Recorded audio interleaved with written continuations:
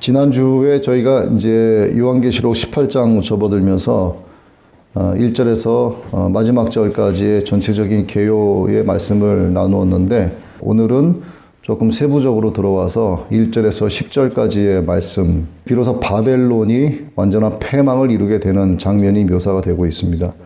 오늘 이 말씀을 놓고 은혜 나누기 원합니다. 17장에서 짐승과 열 왕들에 의한 음녀의 파멸에 관한 생생한 내용이 비교적 간단하게 기록이 되어 있는데, 오늘 18장에서는 동일한 주제를 갖고 비교적 길고 상세하게 기록이 되어 있습니다. 지난주에 말씀드린 것처럼 18장은 크게 세 단락으로 되어 있다. 그중 첫 단락이 바벨론이 멸망할 것이다 라고 하는 천사의 음성이었고, 두 번째는 하나님의 심판의 기준과 방법이 무엇이고, 또 멸망의 원인과 멸망한 모습은 어떠하고, 그리고 마지막으로 성도들을 향한 경고의 말씀이 무엇이다. 이렇게 세 단락으로 나누어져 있다 말씀을 드렸습니다. 자, 오늘 먼저 5절에서 7절 말씀을 보시면은, 그의 죄는 하늘에 사무쳤으며 하나님은 그의 불의한 일을 기억하신지라. 그가 준 그대로 그의 행위대로 갑절을 갚아주고, 그가 섞은 잔에도 갑절이나 섞어 그에게 주라. 그가 얼마나 자기를 영화롭게 하였으며 사치하였든지 그만큼 고통과 애통함으로 갚아주라. 그가 마음에 말하기를 나는 여왕으로 앉은 자요 과부가 아니라 결단코 애통함을 당하지 아니하리라. 하나님의 심판의 기준이 무엇이고 그 심판의 방법이 무엇인지 지금 제가 읽어드린 5절에서 7절 말씀을 통해서 하나님이 말씀을 하고 계세요. 첫 번째는 심판의 기준은 하나님께 있기 때문에 마음을 찢고 회개하지 않는 모든 인생들의 죄는 하나님께서 기억을 하신다 하는 내용입니다. 죄의 삭스로 사망을 내리시는 하나님 유일하게 한 분뿐이시죠. 유일신이십니다. 원수가 없는 모든 것이 하나님께 속해 있습니다. 창세기 4장의 가인과 아벨 사건을 통해서도 우리가 봤고, 또 창세기 6장의 노아의 방주 사건을 통한 하나님의 슬픈 결단을 통해서도 하나님의 심판이 있다라고 하는 것을 봤고, 출애굽 사건과 사사기 여러 사건들 속에서도 부르짖는 백성들의 억울함을 들으시고 이에 대해서 공의로 응답하시는 하나님의 모습을 통해서도 원수 갚는 것이 오직 여호와 하나님께 있다 하는 것을 우리가 말씀을 통해서 계속 보고 있습니다. 자, 이것은 모세의 율법과 이사야 선지자와 예레미야 선지자와 스가랴 선지자들에 의해서도 선포된 바가 있어요. 하나님의 공의로우신 복수법의 원칙이 무엇이다 하는 내용입니다. 자, 오늘도 지난주에 마찬가지로 제가 이 구약의 말씀 몇 군데를 읽을 건데 여러분 잘 귀 기울여 들으시기 바랍니다. 출애굽기 22장 4절, 7절, 9절의 말씀인데, 자, 잘 들어보세요. 공통점이 있습니다. 4절, 도둑질한 것이 살아 그의 손에 있으면 소나 낙이나 양을 막론하고 갑절을 배상할지니라. 사람이 돈이나 물품을 이웃에게 맡겨 지키게 하였다가 그 이웃집에서 도둑을 맞았는데 그 도둑이 잡히면 갑절을 배상할 것이요. 어떤 이런 물건, 즉 소나 낙이나 양이나 의복이나 또 다른 이런 물건에 대해서 어떤 사람의 이르기를 이것이 그것이라 하면 양편이 재판장 앞에 나아갈 것이요 재판장이 죄 있다고 하는 자가 그 상대편에게 갑절을 배상할지니라. 이사야 40장 2절 말씀입니다. 너희는 예루살렘의 마음에 닿도록 말하며 그것에게 외치라. 그 노역의 때가 끝났고 그 죄악이 사함을 받았느니라. 그의 모든 죄로 말미암아 여호와의 손에서 벌을 배나 받았느니라 할지니라 하시니라. 예레미야 16장 18절 말씀. 내가 우선 그들의 악과 죄를 배나 갚을 것은 하고 쭉 이어지고 있고, 스가랴 9장 12절의 말씀. 갇혀 있으나 소망을 품은 자들아 너희는 요새로 돌아올지니라. 내가 오늘도 이르노라. 내가 내게 갑절이나 갚을 것이라. 자, 지금 제가 이 구약 몇 군데의 말씀을 쭉 읽었는데 여러분 이미 아셨겠지만 공통적인 말씀이 나옵니다. 갑절이나 배상할 것이다. 갑절이나 갚아주리라 말씀하고 계세요. 오늘 본문 6절도 같은 말씀이죠. 그가 준 그대로 그에게 주고 그의 행위대로 갑절을 갚아주고 그가 섞은 잔에도 갑절이나 섞어 그에게 주라. 갑절이라는 말씀이 계속 반복이 되고 있습니다. 지금 들으신 말씀들의 공통점, 다시 말씀드리지만 갑절을 물린다는 말씀입니다. 갑절을 물린다는 말씀은 특히 구약 성경에 자주 나타나는 이런 관용군대에 그 징계가 매우 합당하다 하는 것을 나타내는 거예요. 하나님의 징계는 뚜렷한 당위성이 있다는 겁니다. 마찬가지로 오늘 18장 본문에서도 징계의 당위성을 통한 하나님의 완전한 복수의 타당성이 있다라고 하는 것을 발견할 수가 있는 거예요. 여기서 우리가 알고 넘어가야 할 부분이 있습니다. 성경 어느 곳에서도 하나님은 자기 백성에게 구약 성경에 나타난 복수법을 시행하라고 말씀하지 않으시는 거예요. 원수 갚는 것은 내게 있다라고 말씀하시는 거지 네가 알아서 네 복수를 해라라고 말씀하지 않으십니다. 하나님은 그리스도인들의 생활에 관해서 로마서 12장 14절과 17절에서 이렇게 말씀을 하고 계세요. 14절 너희를 박해하는 자를 축복하라. 축복하고 저주하지 말라. 17절 아무에게도 악을 악으로 갚지 말고 모든 사람 앞에서 선한 일을 도모하라.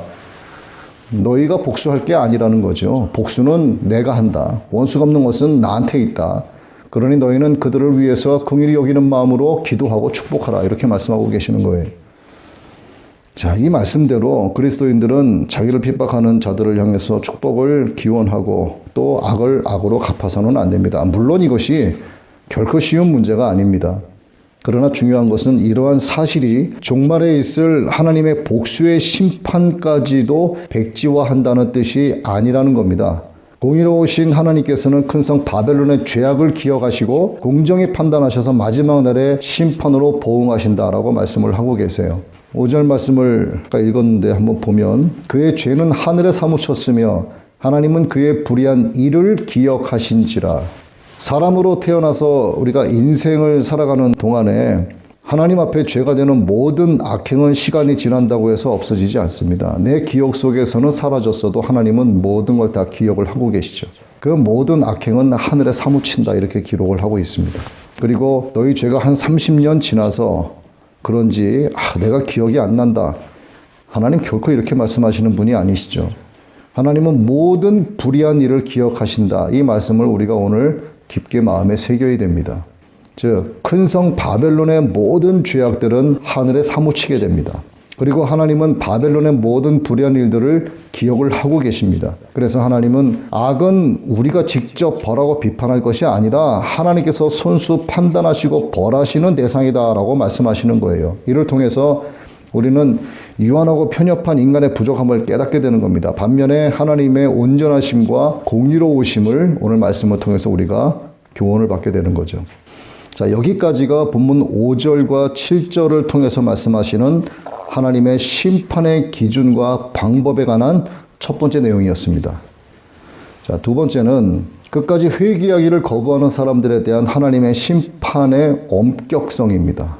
특히 8절은 그들이 당할 재앙이 사망과 애통과 흉년이고 또 불에 의한 살라짐이다 이렇게 말씀을 하세요. 그저 대충 벌을 주고 넘어가는 그런 가벼운 징계가 아니라 그 심판이 매우 구체적이고 철저하고 강하고 엄격하다 하는 것을 잘 나타내주고 있는 말씀이죠.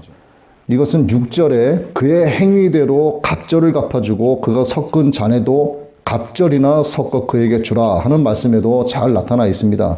다시 유사하게 말씀을 드리면 심판에 따르는 형벌이 매우 정당하고 극심하다 하는 것을 뜻합니다. 또 호련히 임하는 재앙이 하나님의 크신 권능에 의한 것이기 때문에 어떤 존재도 피할 수 없는 그런 강권적이고 극명한 심판이다 하는 것을 알 수가 있습니다.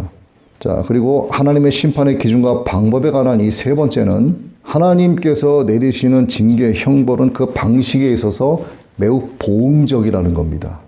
하나님의 징계, 하나님의 분노의 심판에는 근거가 있는 거예요. 그냥 무턱대고 하나님께서 하나님 기분에 맞춰서 내가 알아서 할 게가 아니라 그가 행한 대로 하나님은 갚아주시는 분이시라는 겁니다. 6절, 7절은 바벨론이 행한 대로 되갚음 받되 갑절이나 되갚음 받는다 이렇게 기록을 하고 있는 거죠. 따라서 큰 성 바벨론이 세상의 전부인 것으로 아는 하나님의 이름을 욕되게 하는 자들, 그리고 하나님의 복음을 멸시하고 하나님 앞에서 교만한 모든 악행자들은 하나님 앞에서 오만불선하고 교만했던 모든 죄악들에 대해서 스스로의 부끄러움으로 되갚음을 받게 될 것입니다.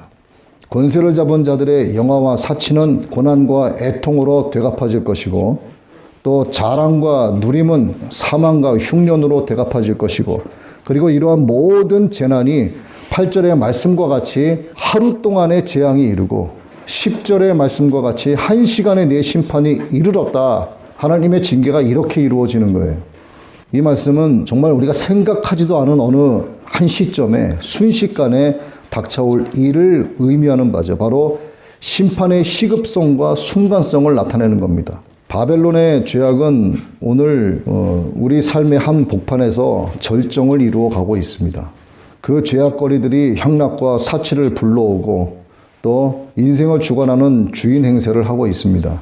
여기에 부응이라도 하려는 듯이 사람들은 서로 피 터지게 싸우고 경쟁하고 시기 질투하고 비방하고 우겨싸움하고 또 상대 짓누르기에 여념이 없습니다. 세상 살아가는 게 꼭 이래야만 하는 걸까? 예수님 믿는 성도는 절대로 이래서는 안 되죠. 성령으로 인침받아서 하나님의 자녀가 되는 권세를 받은 성도는 절대로 세상 시류에 휩쓸려 가면서 살아서는 안 됩니다. 믿음으로 사는 성도는 절제해야 되고 검소하게 살아야 됩니다. 나보다 남을 낮게 여기는 겸손함을 절대로 잊어서는 안 되죠. 하나님의 심판과 재앙 속에 든 큰 성 바벨론이 되지 않도록 믿음으로 말미암은 근신의 삶을 살아가는 것이 성도의 바른 자세를 할 수가 있습니다. 이제 바벨론 멸망에 대한 하나님의 심판 기준과 방법에 이어서 멸망의 원인을 구체적으로 한번 우리가 알아보겠습니다. 이 멸망의 원인을 들으시면서 이 내용을 갖고 반면 교사를 꼭 삼으시기 바랍니다. 사도 요한은 3절에서 큰 성 바벨론이 멸망하게 된 직접적인 원인 두 가지를 꼽았어요. 바로 음행과 사치입니다. 음행은 구약에서 하나님을 떠난 우상 숭배를 가리키고 있어요. 주석가 매튜 헨리는 하나님은 어떤 일에 대해서 이루고자 하시는 이유를 말씀하실 필요가 없으신 분이시다. 이렇게 말을 했어요. 그런데 오늘 본문을 보면 하나님은 특별히 가장 두렵고 무서운 섭리를 시행하시는 이유를 분명히 밝히고 계십니다. 첫째가 음료의 성 바벨론은 음행 때문에 심판을 받게 되었다 하고 분명한 이유를 밝히고 계시는 거예요. 바벨론의 음행에는 모든 나라들과 왕들과 상인들이 참여를 했습니다. 특히 이 요한계시록에 기록된 시대의 로마는 음행과 우상 숭배가 극도로 성행을 했었죠. 이것이 역사적으로 게르만족에 의한 로마 멸망의 직접적인 원인이 된 겁니다. 두 번째로 바벨론은 사치와 극도의 치부 때문에 멸망했다 이렇게 말씀하고 있어요.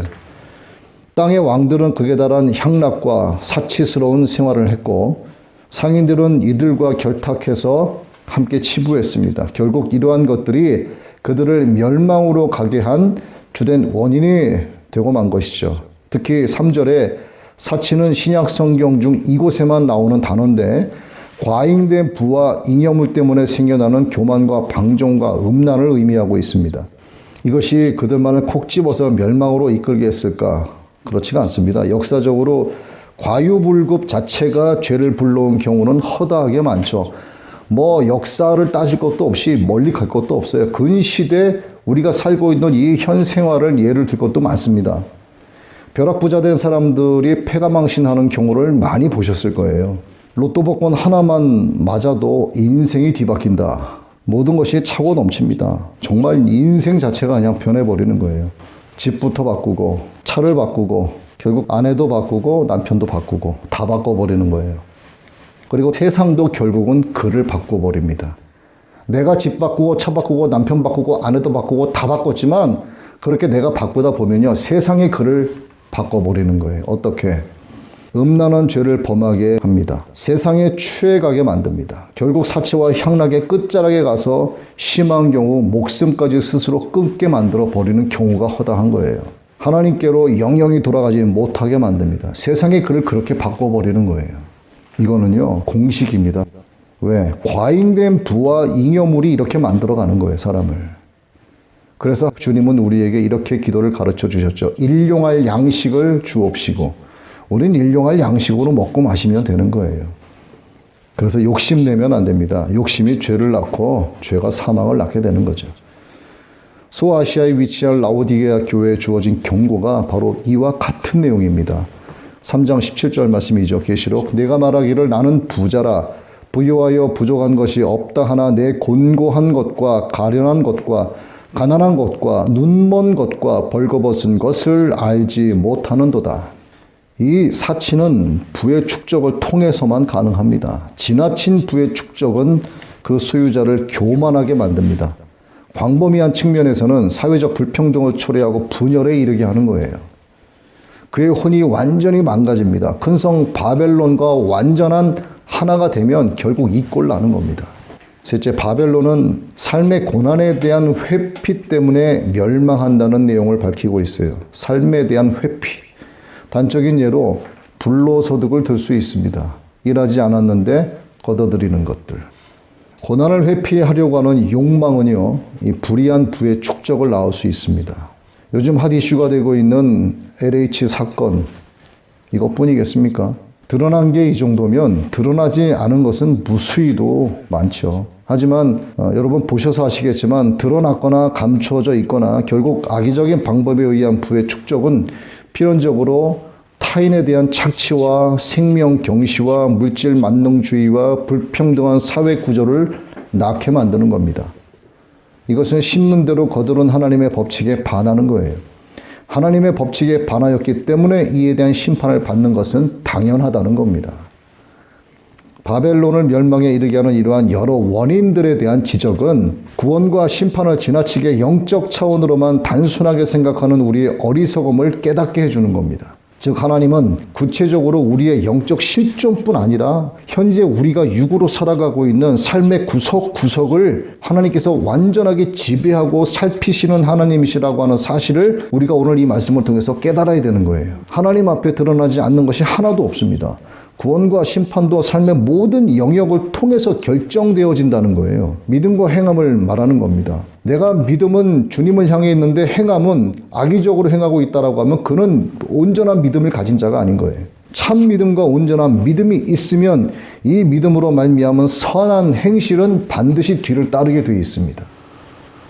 온갖 성적 방종, 또 불의, 편제된 부로 인한 극도의 사치, 빈익빈 부익부 상황이 극에 달한 이런 상태의 죄악 가득한 세상을 살아가는 우리 성도들은 영육 간의 모든 음행과 사치가 국가나 개인에게 있어서 동일한 결과를 가져다 주는 멸망의 원인이 된다는 사실을 그래서 절대로 잊지 말아야 하는 겁니다. 그럼 이러한 것들로 인한 멸망한 바벨론의 모습은 어떻겠습니까? 하나님의 심판의 기준과 방법을 우리가 봤어요. 왜 하나님께서 그렇게 하셨는지에 대한 멸망하게 하신 원인이 무엇인지 살펴봤습니다. 그러면 이러한 것들로 인해 멸망당한 바벨론의 모습은 어떻겠는가? 마지막으로 이 말씀을 한번 살펴보겠습니다. 고대 바벨론에 대한 선지자들의 외침이 있었어요. 무너졌도다, 무너졌도다, 바벨론이요. 큰 권세를 가진 하나님의 천사는 본문 오늘 2, 3절에서 구약의 선지자들의 이 외침을 인용해서 역시나 같이 힘찬 음성으로 큰 성 바벨론의 멸망을 알리고 있습니다. 예나 지금이나 바벨론은 하나님 나라의 도래를 대적하는 세력의 상징으로 고정되어 왔어요. 앞으로도 세상의 마지막 날이 되기까지 바벨론의 이러한 상징은 변함없이 사탄의 세력을 총칭하게 됩니다. 우리는 2절에 나타난 멸망한 바벨론을 통해서 두 가지 사실을 깨달을 수가 있어요. 첫 번째 사실은 역사를 타고 흐르는 모든 부패와 부패를 독점하고 상위 포식자 자리에 앉은 왕들과 얽히고 설킨 모든 관료들은 나아가 그 나라까지도 언제나 끊임없이 하나님의 심판 아래 놓여 있었고 결국 멸망으로 그 결과를 장식했다라고 하는 사실을 우리가 역사적인 사실을 통해서 충분히 알고 있습니다. 오늘 2절은요. 큰 성 바벨론이 완전히 무너져서 이제 각종 더러운 영들과 가증한 새들이 모이는 곳이 되었음을 보여주고 있어요. 진리와 도덕성을 무시하고 성도들을 핍박하고 왕들을 부패시키고 또 이들과 결탁한 상인들로 하여금 치부하게 하던 이러한 부유한 성이 마침내 멸망하여서 그 자취를 감춰버리고 황폐해진 것은 흥황해 보이던 악의 결과가 어떠하다 하는 것을 오늘 우리로 분명하게 보게 해주고 있습니다. 두 번째, 멸망한 바벨론의 모습을 통해서 이면에 새로운 비전을 제시해 주는 것을 알 수가 있어요. 컴컴한 터널을 지나다 보면 결국 밝은 햇살을 만나게 됩니다. 칠흑같이 어두운 밤을 지나서 광명한 아침을 맞이하게 되죠. 움츠러들고 얼어붙었던 겨울을 지나서 꽃피고 새들 노래하는 따뜻한 봄을 맞이하게 됩니다. 이렇듯이 바벨론의 멸망은 곧 하나님 나라의 도래를 가져온다는 거룩한 비전의 시작을 알리는 겁니다. 누구를 위해서? 성령으로 인침받은 하나님의 자녀들을 위해서 이렇게 하시는 거예요. 이미 고대의 바벨론은 무너졌습니다. 그러나 이어서 이스라엘 백성은 해방될 수 있었어요. 현재의 바벨론도 하나님께서 정하신 그 재앙의 날이 이르면 반드시 무너지게 됩니다. 그러나 이어서 약속하신 새하늘과 새 땅의 도래를 우리 성도들에게 주시기 위해서 실제되게 하신다 이 말이죠.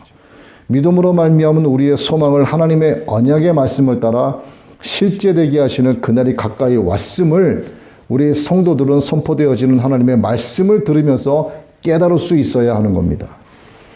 하나님께서는 천사를 통해서 바벨론의 멸망을 선언하시는 가운데 택하신 백성을 향해서 경고의 말씀을 하고 계십니다. 내 백성아, 거기서 나와 그의 죄에 참여하지 말고 그가 받을 재앙들을 받지 말라. 오늘 4절에 말씀하고 계시죠. 신학자 바클레이는 이 말씀을 이렇게 해석했습니다. 떠나가라는 하나님의 음성과 연결시킨 거예요. 즉 아브라함에게 하신 본토 친척 아비집을 떠나라 하는 명령과 같고, 롯에게 일어난 소돔을 떠나라고 하신 명령과 같고, 신약에서 바울을 통하여 믿지 않는 자와 멍에를 같이 하지 말라고 하신 주님의 음성과 같다, 이렇게 해석을 했습니다. 또 신학자 스위트는 이렇게 말을 했습니다. 이 말씀은 어느 특정한 순간이 아니라 성도는 그 근본에서부터 그의 삶 전체가 세상과 완전하게 구별된 존재로 살아야 한다, 이렇게 해석을 했어요. 바클레이가 말한 거나 스위트가 말한 거나 같은 내용입니다. 죄에서 떠난 삶을 살아가거나 세상과 구별된 삶을 살아가거나 같은 의미지 않습니까? 즉 우리 성도들은 죄를 가까이 해서는 안 된다는 것이죠. 우리 가운데 단 한 번도 음료의 길을 가지 않았다라고 말하거나, 또 큰 성 바벨론에 취해 본 적이 없다고 말하거나, 향락과 사치 등의 세상 가치 앞에서 내가 시험을 당해보지 않았다, 또는 절대 시험 당할 리 없을 것이다 라고 말할 수 있는 사람은 단 한 사람도 없을 겁니다. 만약에 그런 사람이 있다면 그 사람은 자기 자신의 양심을 속이고 뻔뻔하게 거짓말을 하고 있는 게 틀림없어요. 현재 하나님의 자녀들도요, 그가 하나님을 알기 전까지는 그 역시도 바벨론에 속해 있었기 때문에 세상에 취해서 살아왔었어요. 하나님의 자녀로 살아가는 성도라면 하나님을 알고 믿고 의지하고 순종하면서부터 하나님의 명령을 따라 먼저는 바벨론으로부터 나와야 합니다. 이후로는 바벨론에 참여하지 말아야 합니다. 이 말씀은 하나님의 자녀로 살아가기 위해서는 세상의 죄와 가치에 몰입되지 말아야 한다는 것을 경고하시는 말씀이고, 어떤 고난과 역경에 처하더라도 모든 영역에서 예수 그리스도의 편에 굳게 서 있어야 한다라고 하는 권면의 말씀을 우리에게 강하게 하시는 거죠. 이 세상에서 우리의 목표는 세상의 부와 권력과 사치와 향락을 누리는 것이 아니라 하나님께 순종하고 거룩하신 여호와 하나님의 이름을 영화롭게 하는 겁니다. 따라서 우리 의인은 마음과 뜻과 목숨과 힘을 다하여 전인격적으로 하나님을 사랑하고 우리에게 주어진 삶의 기회와 역할 등의 모든 것을 통해서 우리 주 예수 그리스도의 십자가 복음과 하나님 나라의 완성을 위해서 충성을 다해야 되는 거예요.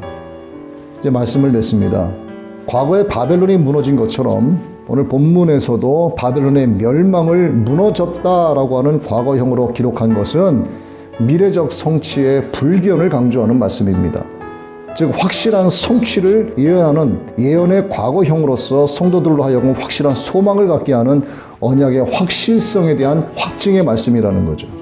이 확증이 바로 처음과 나중 되신 하나님의 계획의 성취입니다. 이 하나님의 계획 안에 오늘 우리가 들어가 있는 거예요. 그 계획이 성도의 부활이고 영원한 생명이고 하나님 나라의 상속입니다.